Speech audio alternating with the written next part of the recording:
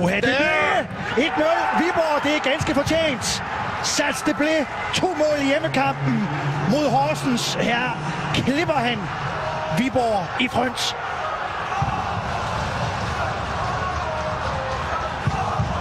Ja, Johnny Mølby laver en Horsens standardsituation. Anden bold. Det blev hurtigst over den. Selv det bliver gør sig fri her, finder et tomt område, satser på, bolden falder ned i det område, han løsriver sig i. Og det gør den lige til højre ben, det her svigter han ikke. Har haft et par muligheder tidligere i kampen her. Viborg stadigvæk med overhånd. Og det bliver det bliver sparket direkte i kassen.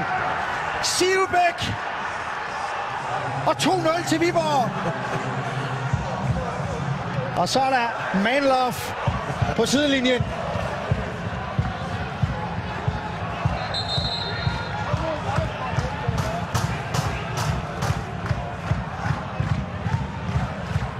Christian Sivbæk lige her, hvor Bo Henriksen står og skal foretage en dobbelt indskiftning. Ja, hvad med denne vej? Ja, den bliver lang for ham. Den tager også indsiden af stolpen.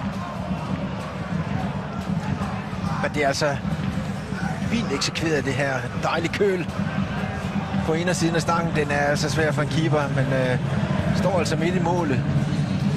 Og ja, stort set derude. Det bliver ikke clearet langt nok. Afslutning Hansen!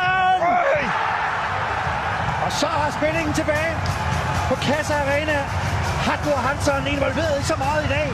Her med et kongetræf fra distancen.